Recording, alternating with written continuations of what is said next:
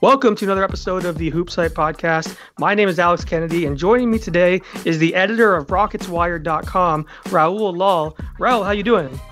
I'm good. How about you, Alex? I'm doing well. I'm really excited for the season to start, and I'm excited to have you on because this Rockets team is so intriguing to me. The Chris Paul trade obviously was huge, and I'm really excited to see how this backcourt of Chris Paul and James Harden works together. And I think they have a really interesting supporting cast around them too. But before we get into previewing this upcoming season for the Rockets, you recently just took on this editor job with RocketsWire.com, and I want to talk about that a little bit. USA Today Sports Media Group launched their NBA Wire network, and they have a number of different sites now: Rockets Wire, Celtics Wire, Warriors Wire. There's a LeBron Wire and Alonzo Wire that kind of focused on those players individually. But you're running Rockets Wire. What's it been like so far, and what kind of content can readers find on RocketsWire.com? I mean, right off the bat, it's just an amazing site. It's an amazing news site that's brought on by USA Today Sports Media Group.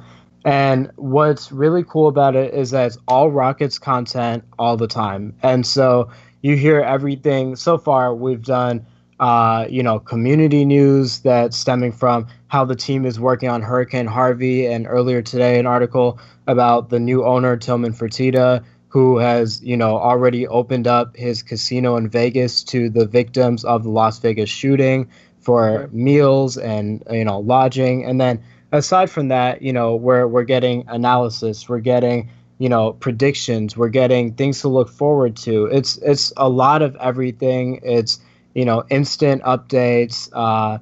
Anytime Daryl Morey posts something interesting on his Instagram or Twitter, we got that. Anytime that, that somebody, is that there's an injury update, we got that. So, I think that it's a big deal for Rockets fans. And, it'll be a great site for them to follow along. Yeah, it's a cool mix of the instant analysis stuff, like transactions and injury news and that kind of stuff, with also the deep dive, long read, more in-depth type coverage. When you launched the site, you did 5 biggest questions surrounding this team. You looked at some of the biggest storylines, and those were some long pieces that, you could really dive into if you're a Rockets fan, spend an hour reading them. So I think it's a nice mix of coverage. Now let's talk about this team a little bit, because they're one of the teams I think that are on the short list of legitimate contenders this season. Certainly everyone wants to see what the Warriors are going to do as they try to defend their championship. And we look at Boston and Cleveland out east. In the West, you have Oklahoma City as well now, Houston. There's a number of teams that people are kind of looking at this year to challenge the Warriors. Do you think this team has a legitimate chance to win a championship, or are they still, a tier below the Warriors? Because that's really, I think, the big question. Can they match up with Golden State in a 7-game series?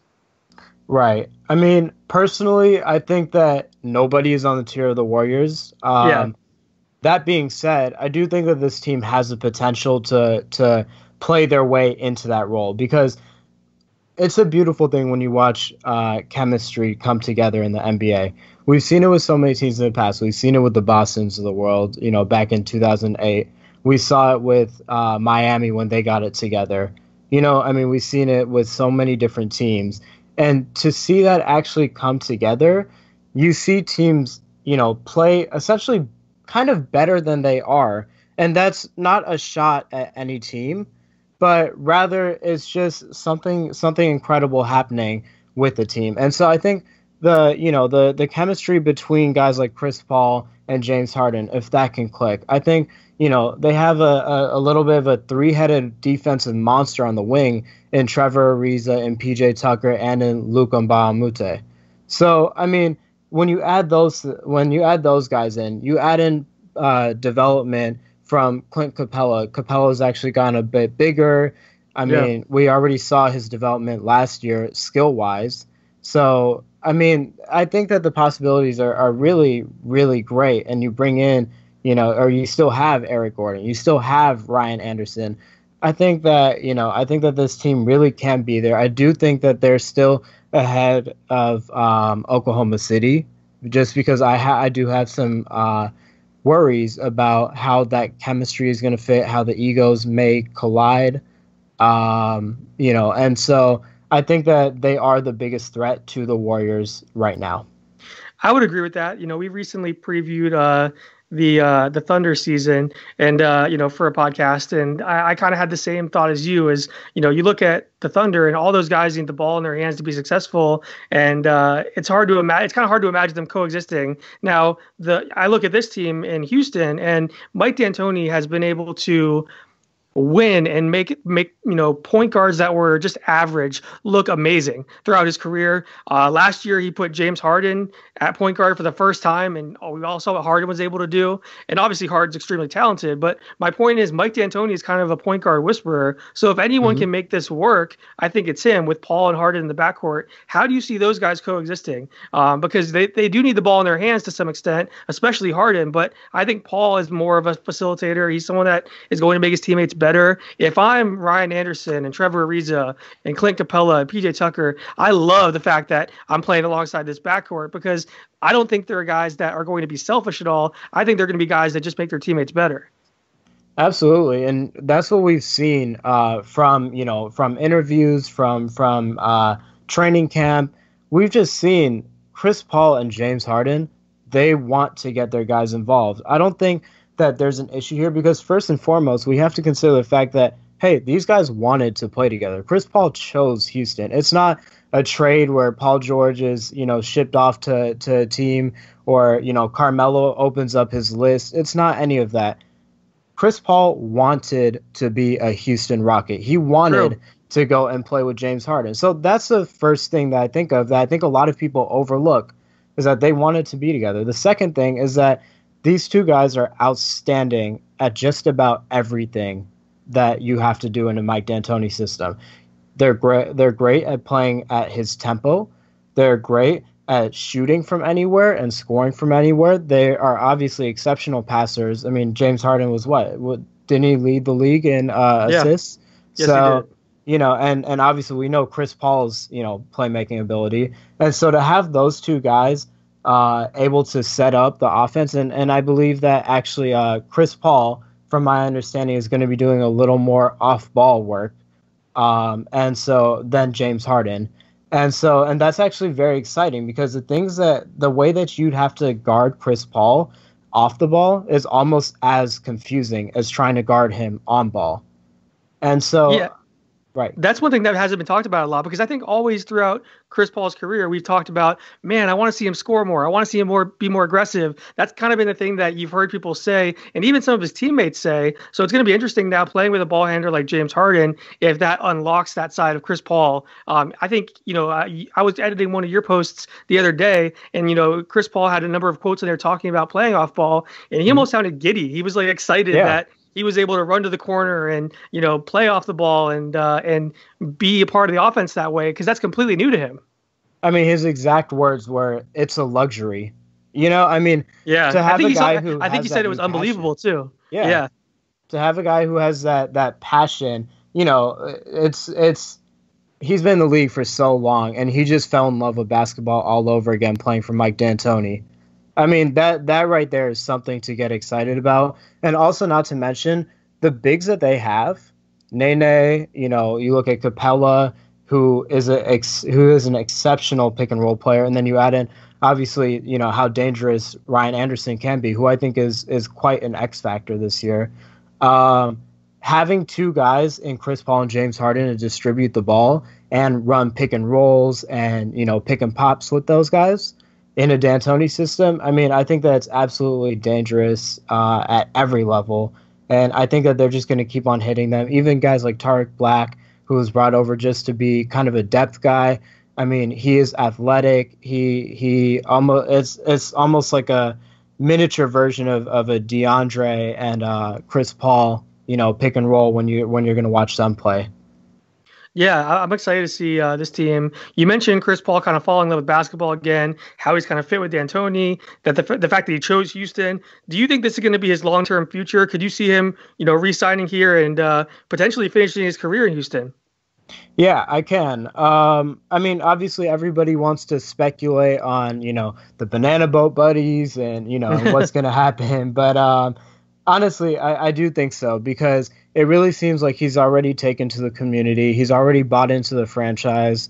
These guys, he wants to win with these guys. And, Chris Paul, if you look at kind of his track record, he's not the guy who gives up. He's had, plenty of chances to, to go from one place to the other or to chase a ring or this and that.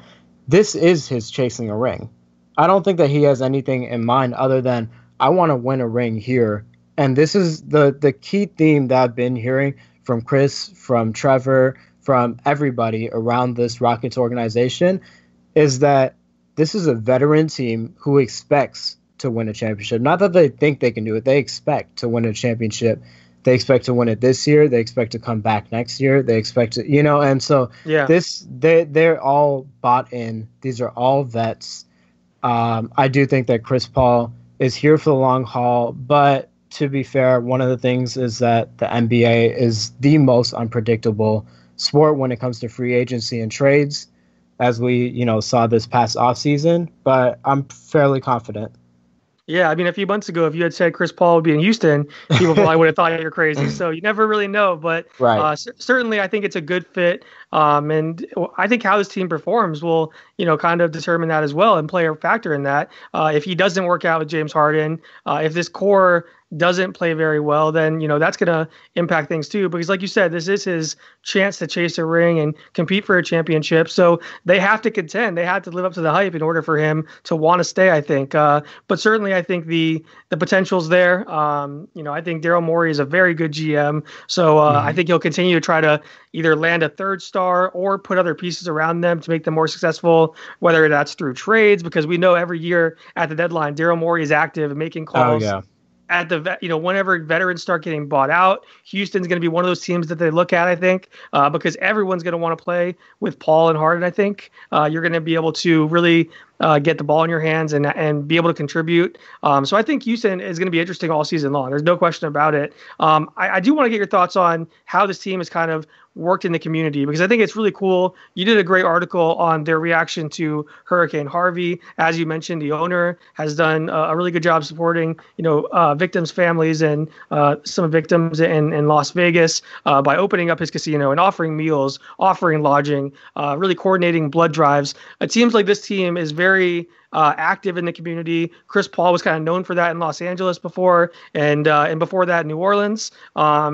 James Harden has done a really good job in the community as well. What do you make of the job that these guys are doing with these relief efforts? Well, I mean, it's spectacular.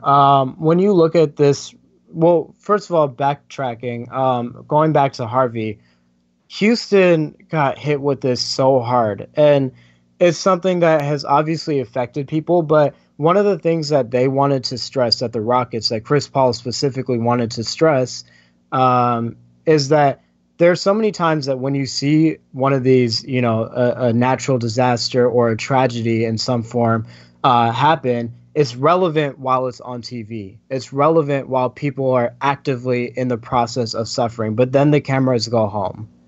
And, people start looking at different things on the news. And that's what Chris Paul really wanted to stress, is that, and other players as well, is that these are their fans, but more so, these are their family. These are the people who make it possible for them to do exactly what they love and provide for their family that way. So that was the biggest sense, is that they want to make Houston feel like family. They want this season to be something bigger than sports. They want that same feeling that, the Superdome was to the Saints and to the people of New Orleans after Hurricane Katrina. And speaking of, Chris Paul was actually there in New Orleans as a member, of, New Orleans Hornets at the time, when that happened. And then, and then now he's here when a lot of people who moved from New Orleans moved to Houston and are suffering. And so that's such an amazing thing, is that, Chris Paul put on his own, relief efforts, and, there were countless days of it. Clint Capella was retweeting people's, addresses and making sure that they were getting proper attention, and somebody could come help them. And Trevor Ariza was coming into different food banks, delivering pizzas even. I mean, it's really amazing to see these people, because athletes have such a voice. They have such a big voice and such, so much influence. And it's just so amazing that you have a guy who's, the head of the NBA Players Association, and Chris Paul, who loves using his voice for positive reasons.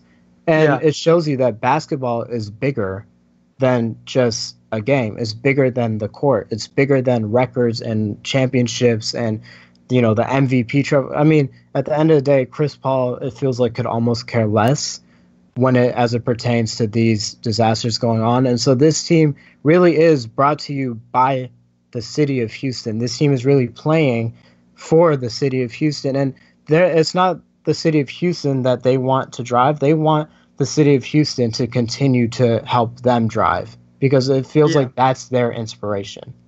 And, we focus so much on basketball and on, whether these guys can coexist and things on the court. But then when something like Harvey happens, it does kind of put everything in perspective. And like you said, a guy like Chris Paul drops everything and says, okay, I need to go help the community. I need to go be around these people. I need to support everyone. And that's just such a cool thing to see. And like you said, these guys, they have the ability to, make an impact, and it is bigger than basketball. They're having an impact on society. Chris Paul is opening up his wallet and giving money. Trevor Ariza is giving his time. These guys are using their platform for a great purpose. And it's really cool to see that. And I think we'll continue to see that, throughout this entire year, because as you mentioned, the cameras went away, and, obviously now people are focused on Puerto Rico and Las Vegas, and understandably so. These are horrible tragedies. But Houston still has a long way to go to recover, and I think this this core is going to keep doing whatever they can to support their fans and their fans' families, and it's really cool to see that. Now I want to talk a little bit more about the team. PJ Tucker is someone that I'm really interested in seeing this year. He was really coveted at the trade deadline last year, goes to Toronto. Teams want his perimeter defense. They want his swagger, want his toughness. He's been talked about as one of the best perimeter defenders in the NBA. If you talk to scorers, they talk about never wanting to play against him because he makes every point difficult. He's a pest out there. How much can he bring to this team on the floor and off the floor? And do you think that is almost contagious a little bit, having that kind of grit that he brings to this team? Oh, absolutely. I mean, I think that PJ is just one of those guys that nobody in the NBA wants to ever have to match up against, and you talk about his defense. I mean, the guy is massive. He's a big guy. He will body your best player. We saw it last year. He guarded LeBron in the playoffs. That right there should tell you everything that you need to know about PJ, is that he actually guarded him and he made it tough on him. The guy's near 250 weight-wise. And, I think a lot of times we overlook his offensive ability. He shot just under 40% from three last year. So he really is a great 3-and-D guy. He's an above average rebounder. Actually, he's way above average. He averaged nearly 6 boards, I believe, in limited minutes last year. So, the guy does a lot for you. And I think what he does that's the most effective is just that leadership guy, and just that toughness that he brings. In practice, he was actually suffering from or struggling, I should say, with a hamstring injury. And, Mike D'Antoni said that he was actually sneaking onto the court to get some reps in. I love it. I mean, that right there, to have that type of leadership, to have that type of grit, a guy who just wants to play basketball. And he said, I've been in this league too long to not compete for a ring. That's why I came to Houston. Yeah, and that's what I was going to say. It's nice to see him on these contending teams, Toronto last year, now Houston, because it really did seem like he was wasting the best years of his career in Phoenix, a team that obviously is, has potential and they have a nice young core, but he wasn't going to win anything there. So it's nice to see him in Houston. Before I let you go, let's get your prediction for this upcoming year. We already talked about, whether this team can match up against the Warriors. I think everyone agrees that the Warriors are, the favorite, but right. Where do you see this team finishing in terms of their seed, and how deep do you see them going in the playoffs? I mean, I think that, a best case scenario is, if somehow they can get a 1 seed, but the most likely scenario is probably them getting the 2 seed. I think that their chemistry should click fairly quickly. And, I think that they should really be that 2 seed somewhere around, I'd say, 60-ish wins. I do think that they're a better team than San Antonio. I think that they're a better team than OKC. I think that they'll get it together much quicker than teams like Minnesota, for example. So, and as far as the playoffs go, I do think that they're gonna face the Warriors. I think that it's going to be a 1 versus 2 Western Conference Finals. And, from there, it all depends on how, like I mentioned earlier, how their chemistry works, because chemistry really can, be a beautiful thing. And basketball, is kind of a game of momentum. If a guy's just in that groove, we've seen it with so many different players. If a guy's in that groove, he's in that groove and they're unstoppable. So, I think likelihood is that it winds up being a Western Conference Finals appearance as the furthest that they go. But, who are we to say right now without having seen them, kind of acclimate to the new offense?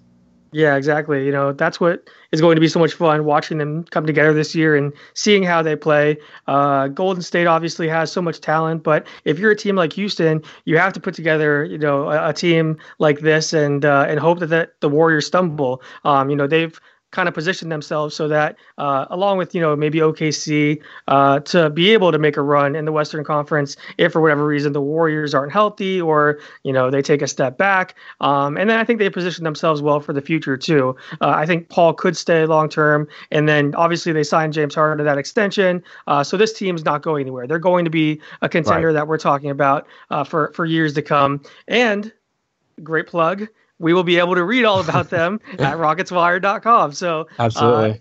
I think you have a wide open window. There's some of these teams where it seems like their window is closing. They're not going, but I think the Rockets aren't going anywhere. And I also get the sense too, and I want your take on this before I let you go. It seems like they're a very unselfish group. They have a lot of guys that really want to put the team first, that don't necessarily care about their stats as much as they do winning. A lot of guys that are going to be willing to make sacrifices to go ahead and compete for a championship. Do you get the same kind of sense when you look at this team? Yeah, absolutely. I mean, the entire kind of theme of this year's training camp has been veterans who are willing to do whatever it takes to bring home that ring. Mbah Moute came over from the Clippers after years of, the same fate as Chris Paul, where close, but, not close enough kind of treatment. And so, PJ Tucker, then, I mean, it's just, there's so many great guys. There's the Trevor Reeves of the world who've gone, he's been there. He was there with the Lakers, or at least he was so close. And so it's just, I think that this group of guys are really, really putting team first.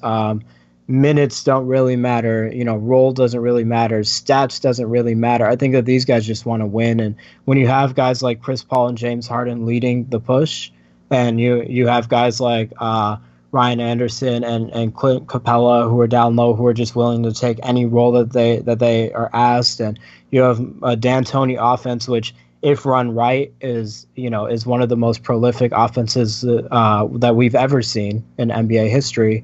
And so I think that the stars really could align for this team. And, I think that the unselfishness is going to be the main thing. Yeah, at the very least, this team's going to be exciting as hell to watch. They're going to put up a ton of points. They're going to run. They're going to shoot a lot of threes. So it'll be a lot of fun. Rahul, thank you for joining me. I really appreciate it, man. I'm looking forward to continuing to edit your articles on Rockets Wired. I'm sure our readers are, looking forward to checking out Rockets Wired throughout the season. Yeah, absolutely. I hope so. Thank you so much for having me on the show, Alex. Yeah, thanks for jumping on. This has been another episode of the HoopsHype podcast. You can find all of the episodes of the podcast on hoopshype.com, as well as Audio Boom, Google Play, Stitcher. Until next time, thanks for listening.